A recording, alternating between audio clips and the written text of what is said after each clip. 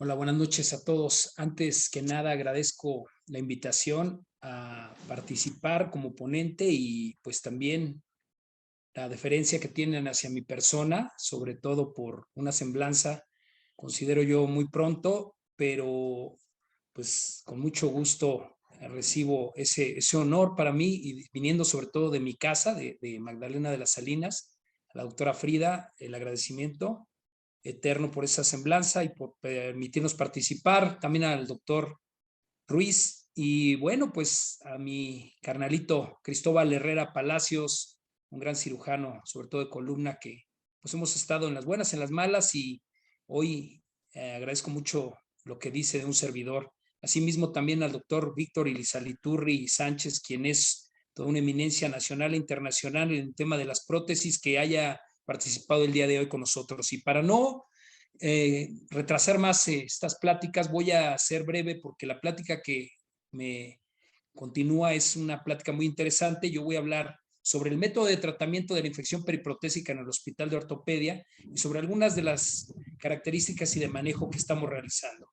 Como nosotros ya platicamos, e incluso previo lo decía la doctora Frida Medina, la infección periprotésica, al igual que Marius Miller le decía, es una catástrofe, es una complicación, es algo que puede aparecer después de una artroplastía y resulta algo grave no solamente para el paciente, sino también para el cirujano.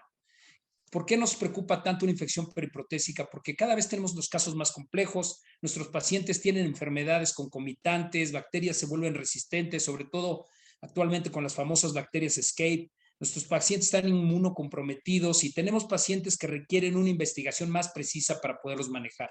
Tenemos que tener planes preoperatorios adecuados porque desde el punto de vista no solamente nos va a generar complicaciones en el punto de vista del diagnóstico y del tratamiento, sino también en el punto de vista académico.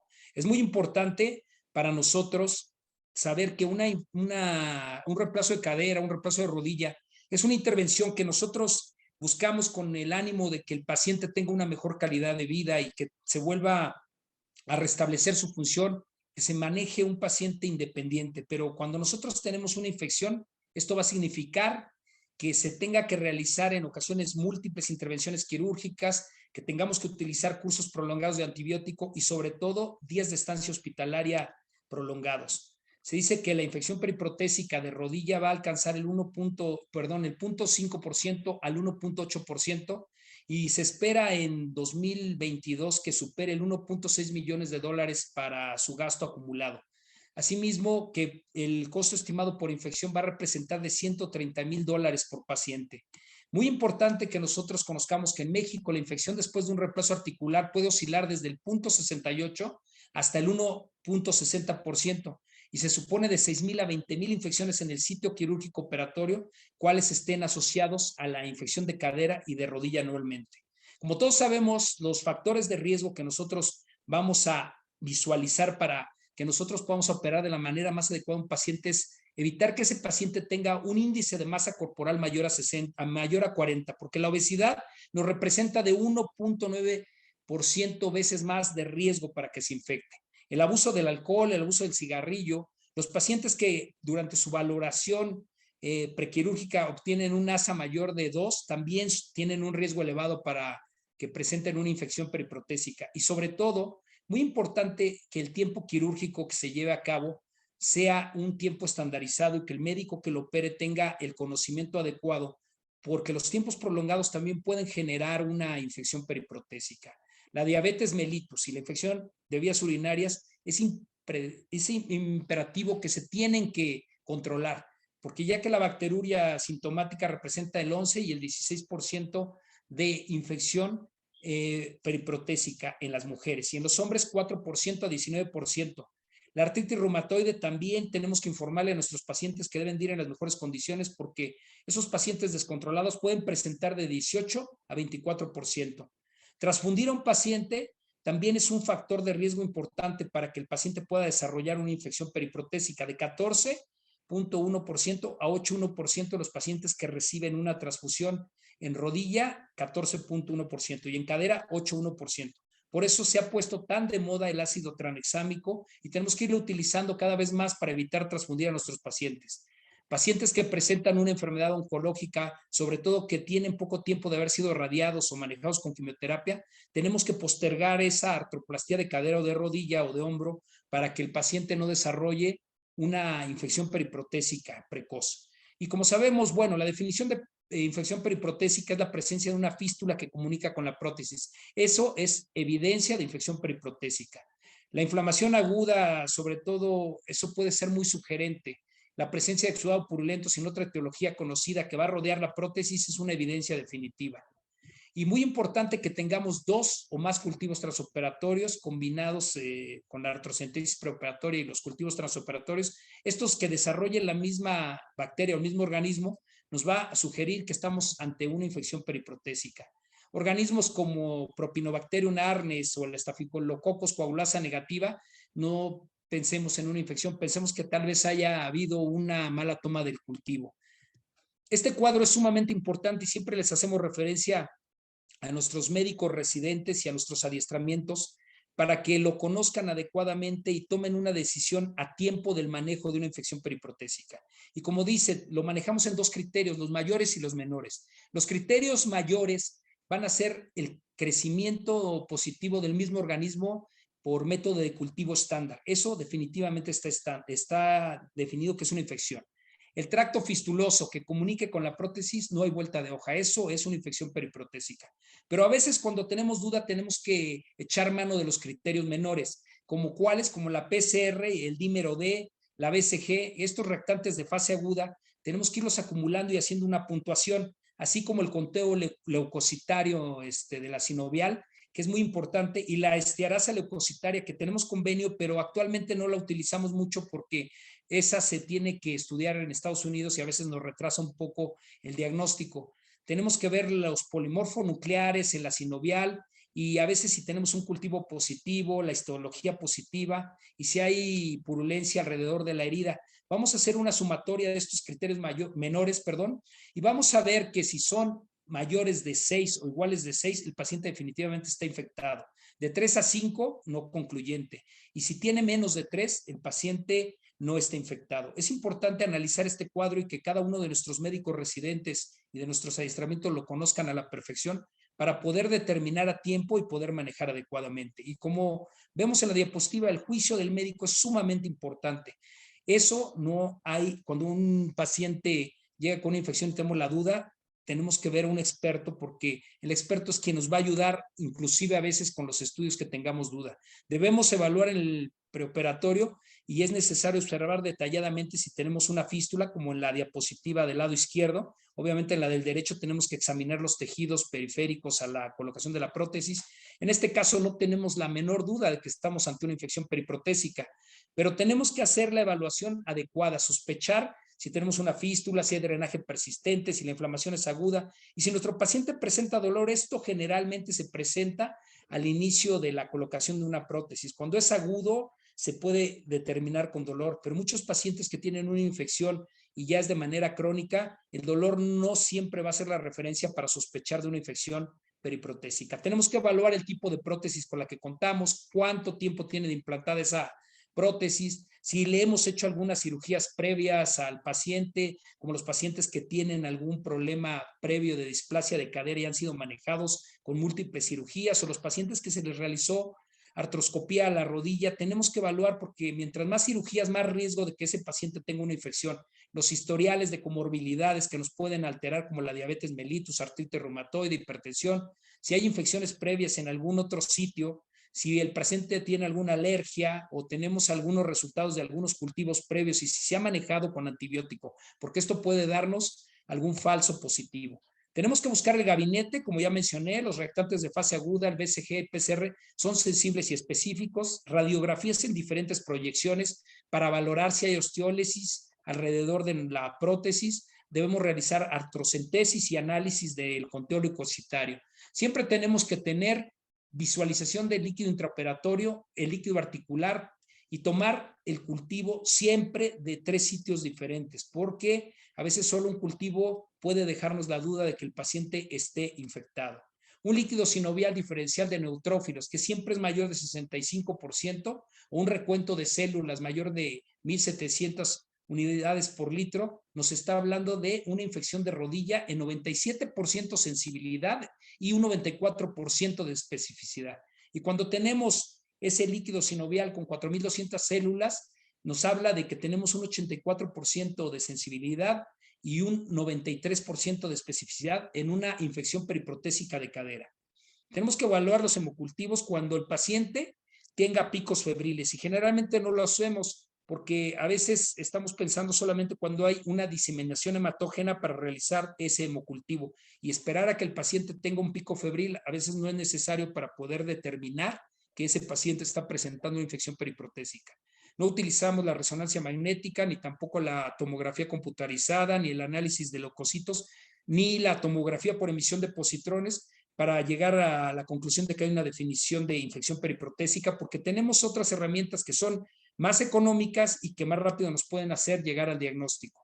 La muestra de cultivos de tejido periprotésico, hay que tomar en cuenta que al momento de la colocación de la prótesis y en agudo, el tejido es muy friable y tenemos que saberlo tratar para poderlo cultivar o incluso para hacer una biopsia cultivo. Y como decía, mínimo tenemos que tener 3, lo ideal es tener hasta 6 cultivos de diferentes áreas para poderlos analizar. Y sobre todo, si el paciente tuvo manejo con antibiótico previo, tenemos que suspender 2 semanas ese antimicrobiano para que nos dé un verdadero cultivo adecuado y podamos determinar ese germen y a qué medicamento es sensible.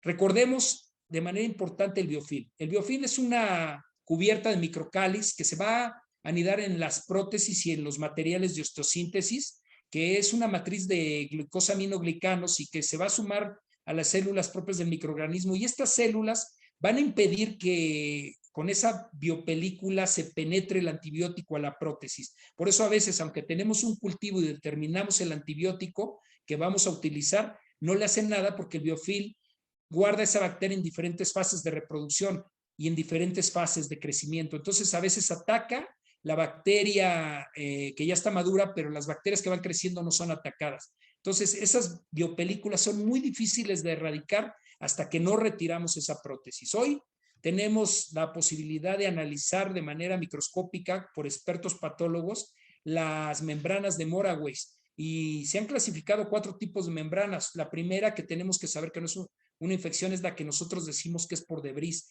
Esa tipo 1 que se presenta en los pacientes cuando se está desgastando la prótesis y vamos a encontrar cuerpos extraños, pero sobre todo vamos a encontrar microscópicamente esos macrófagos y las células gigantes multinucleadas. La tipo 2, que es la que nos concierne en este caso, vamos a encontrar abundantes leucocitos, neutrófilos y células plasmáticas sin datos de cuerpo extraño y ahí estamos hablando de que es una membrana tipo 2 y es netamente una membrana de infección periprotésica. Cuando las encontramos combinadas, bueno, pues esto tenemos que pensar que es un paciente que la prótesis se ha ido aflojando y esto también, si es un paciente con una comorbilidad, ha generado una infección. Pero también hay la tipo 4, que es la indeterminada, y donde nosotros vamos a encontrar que no se parece ni a la 1 ni a la 2, pero tiene sobre todo mayor presencia de células fibróticas, y entonces pensamos que es por la cicatrización que se ha presentado. ¿Cómo accede el microorganismo a la prótesis? Bueno, pues hay 2 formas. La vía directa, que va a ser durante el acto quirúrgico y nos concierne a los cirujanos durante 1 año la responsabilidad de esa infección periprotésica. Por eso nosotros en el servicio de reemplazos articulares durante 1 año manejamos a ese paciente si tiene una infección periprotésica. Después de 1 año, el paciente puede haber sido infectado por otra situación y es entonces que pasa al servicio de rescate osteoarticular. Hematógenamente también puede acceder a la prótesis y eso se presenta generalmente después del año por infecciones de la piel, del tracto urinario, de las vías respiratorias y también de infecciones odontológicas. Hay muchos sistemas de clasificación. Uno es la infección temprana, que se presenta de 1 a 3 meses después de que implantamos una prótesis. La tardía, que se presenta de 4 meses a 2 años. Las tempranas a menudo se presentan con esos signos clásicos de inflamación, que son el eritema, el edema, el dolor, y vamos a ver que el paciente tiene retraso en la cicatrización y a veces puede tener síntomas como fiebre o escalofríos. Y la tardía, como mencionaba anteriormente, esa paciente se presenta con signos vagos como el dolor crónico pero tolerable. Los pacientes llegan caminando con nosotros. Más que eritema, vemos una zona violácea alrededor de la herida y vemos o alrededor de la cicatriz como cambios violáceos de zonas amoratadas, y vemos que esos pacientes, a pesar del aflojamiento, no tienen el dolor que otros pacientes tienen en la infección temprana. Este es otro sistema de clasificación igual, de menos de 3 meses después de la cirugía, y llega a presentarse hasta en un 29%. La infección retardada, que se presenta hasta el año, esa llega a presentarse en 41%. Y la tardía, esa se presenta en 30%. Como ven, está muy pareja la presentación de estas infecciones en los diferentes estadios que se presentan. Nosotros nos manejamos mucho a la infección, la clasificación de infecciones de Tsukayama, y esto nos habla de la infección posquirúrgica precoz, que se presenta en un 35%, y es al primer mes de la implantación. Esto nos va a presentar signos de inflamación, como decía, dolor, rubor, calor, y sobre todo esos pacientes no toleran la deambulación. La infección crónica o tardía, que se presenta el 50%, y eso va a ser del segundo mes o más, y van a tener una evolución tórpida con fallas en la cicatrización, y tenemos que evaluar adecuadamente. La hematógena, que se presenta en un 10%, esa puede ser asociada a bacteremia, como ya mencionábamos, y la de cultivos intraoperatorios, que es un 5%, es una infección subclínica donde nosotros vamos a encontrar cultivos positivos. ¿Qué estrategia tenemos en el Hospital de Ortopedia Dr. Victorio de la Fuente Narváez, Magdalena de las Salinas? Pues nosotros, primero que nada, tenemos que centralizar la patología. Hablar de un equipo multidisciplinario no solamente incluye hablar del cirujano de prótesis, del cirujano de reemplazos articulares, del de rescate osteoarticular. Hablamos también de un equipo donde incluimos al cirujano plástico, al cirujano general. Tenemos que incluir al internista, porque es muy importante para el manejo de las comorbilidades, pero sobre todo tenemos que incluir al valioso equipo de dietología, de nutrición de nuestro hospital, a trabajo social. Actualmente tenemos la ventaja de contar con geriatría, que es de mucho valor en el servicio. Tenemos que hablar con asistentes médicas, y tenemos que unir ese equipo con los directivos también para el manejo de estos pacientes, y que cada día sean menos. Ese equipo multidisciplinario, y estandarizar ese tratamiento. ¿De qué va a depender el tratamiento? Bueno, pues del estadio que los mencionaba anteriormente, de la virulencia de ese microorganismo, hasta dónde ha extendido, la presencia de implante flojo o no, para ver si se va a conservar, y la situación médica que presente ese paciente. Si está descompensado, no vamos a poder manejarlo adecuadamente. ¿Qué objetivos tenemos? Bueno, pues manejar combinado el médico con el quirúrgico, hacer un diagnóstico precoz que nos pueda tratar de salvar ese implante, identificar al microorganismo y dar un antibiótico combinado a dosis elevadas, y que sea el antibiótico adecuado para cada infección. ¿Cómo manejamos el antibiótico? Pues se tiene que manejar basado a un antibiograma. Se debe de iniciar la primera etapa del procedimiento de 4 a 6 semanas, y debe después continuarse el tratamiento por vía intravenosa, a veces hasta 4 o 6 meses. ¿Qué antibióticos tenemos? Los más importantes con los que contamos es la rifampicina, que es muy aceptable por la penetración que tiene y la difusión hacia esas biopelículas, y debe usarse combinado. Eso es lo único malo, y lo combinamos muy bien con las quinolonas, y esto nos ha dado buenos resultados. Los beta-lactámicos nos ayudan por ser por vía parenteral, pero estos pierden la actividad de la biopelícula. El Inesolid nos ha ayudado mucho porque es un antibiótico que puede darse IV y continuarse vía oral adecuadamente, y tiene una biodisponibilidad al 100%, y tiene alta penetración en tejidos y en la biocapa. ¿Cómo se maneja? Bueno, las formas de manejo es desbridamiento y retención de la prótesis, el recambio articular en 1 o 2 etapas, la artroplastía de recesión, la artrodesis y desgraciadamente a veces la amputación. El primero, que es cuando conservamos la prótesis, tenemos que ver que no hay una fístula, que tenga menos de 1 mes de implantación o menos de 3 semanas del inicio de los síntomas infecciosos. Ahí hacemos un desbridamiento y retenemos la prótesis, el famosísimo DAER. Y se puede intentar en etapa precoz-somatógena el desbridamiento sin recambio, la prótesis siempre y cuando se encuentre estable, que no hay una prótesis floja. Menos de 3 semanas de evolución, como decía, tenemos que tener una antibiótico terapia por medio de un cultivo que desarrolle una bacteria en los 3 a 6 que tomemos de esas muestras, y se debe manejar a 8 semanas. La tasa de curación afortunadamente es de 50 a 70%. Hacemos el recambio en un tiempo, cuando colocamos la prótesis en un tiempo, cuando nosotros vemos que los tejidos nos lo permiten, que el reimplanta es adecuado, que tenemos aparato extensor, que tenemos músculos que van a tolerar esa prótesis, y que el paciente va a tener una buena recuperación. En esos casos, la curación que se da vistos de 80 a 90%, siempre y cuando la bacteria tenga baja virulencia. El recambio en 2 etapas lo hacemos mucho también en el hospital, cuando el paciente ha tenido múltiples cirugías en las que todavía es posible una revisión, y antes de hacerlo tenemos que ver que los reactantes de fase aguda se encuentran adecuadamente para que el éxito de reimplantación sea adecuado. En 2 tiempos lo hacemos retirando la prótesis, colocando un espaciador generalmente impregnado de antibiótico.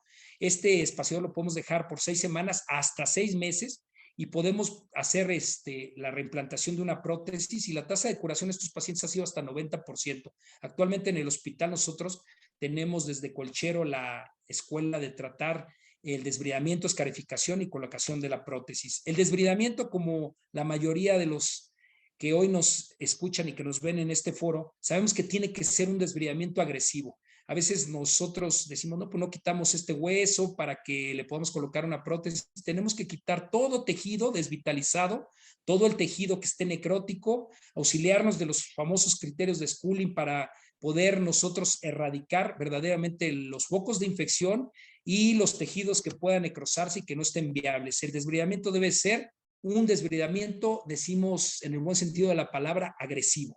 Posteriormente hacemos escarificación y vemos esto que para nosotros es algo muy, muy agradable poder ver esos coágulos cuando hacemos la escarificación en un segundo tiempo, porque vemos que la fibrina no está lisando las bacterias, que ahí estamos nosotros a adecuada fibrina y que no se fue lisada por esas bacterias, y esos coágulos nos indica que podemos nosotros colocar una prótesis de revisión. A veces es necesaria hacer sonicación de los implantes para adecuadamente encontrar cuál es esa bacteria que nos está atacando. El método de desbridamiento, escarificación y espaciador con antibiótico lo seguimos usando. En el hospital afortunadamente contamos con el espaciador anatómico impregnado de antibiótico, pero también a veces hacemos el famoso espaciador artesanal y nos ha ido muy bien con esos casos.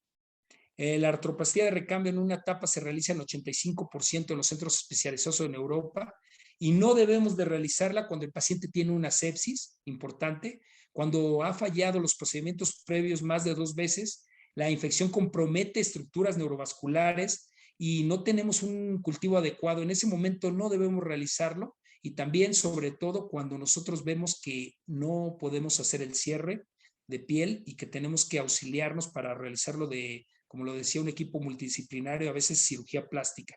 En esos casos tenemos que reprogramar a nuestro paciente y no querer hacer algo que no se deba realizar. Desbridamiento agresivo, no usar isquemia en los pacientes con infección de rodilla para no hacer que esa infección avance hacia proximal. Tenemos que tener 3 a 6 muestras de estudio histopatológico, lavar adecuadamente ese canal con soluciones antisépticas, y entonces sí, podemos pensar en prótesis de revisión, ya sea modulada, ya sea monobloc, ya sea una prótesis de revisión tumoral. Es importante conocer las diferentes clasificaciones, como es la clasificación de American Orthopedic Research Institute, que es la AORI, y siempre les preguntamos esta a nuestros residentes, porque esto nos va a ayudar para saber cuándo vamos a colocar una prótesis de revisión o cuándo el paciente requiere una artrodesis. Y una artrodesis en una rodilla, pues muchas veces la ocupamos como una cirugía de salvamento para mejorar la función y que disminuya el dolor y la infección. El inconveniente de estos pacientes, pues que vamos a limitar el movimiento para siempre de la rodilla, pero a veces la idiosincrasia de los latinos es conservar nuestra extremidad, y son cirugías paliativas, pero no son cirugías reparadoras. Una operación destinada, como dije, a bloquear completamente la movilidad y provocando una anquilosis en una posición funcional. Y ya lo decía Ismael, la artrodesis de la rodilla equivale a la última confección del fracaso, el fracaso de la prótesis total. Tenemos diferentes métodos, clavos, fijadores, algunos que no nos gustan, como esas placas y que nos han llegado a los pacientes. El más utilizado es el fijador poliaxial dinámico, y pues actualmente buscamos, para evitar costos excesivos, utilizar clavo más fijador. Hemos utilizado con buen resultado el clavo expandible. El nivel de actividad en estos pacientes casi es normal, tiene rigidez de las articulaciones adyacentes, pero va a requerir mayor energía para la marcha. Y pacientes como estos que nos llegan queriendo que les demos una solución, infectados con espaciadores y demasiada infección, purulento al más no poder, a veces tenemos que tomar la determinación de realizar esto, una amputación. Y es la forma de que nosotros podamos a veces tener a nuestro paciente, incluso desarticularlo y es muy importante y traté de no ser muy lento en la presentación porque esta es una presentación que lleva mucho tiempo. Muchas gracias por la atención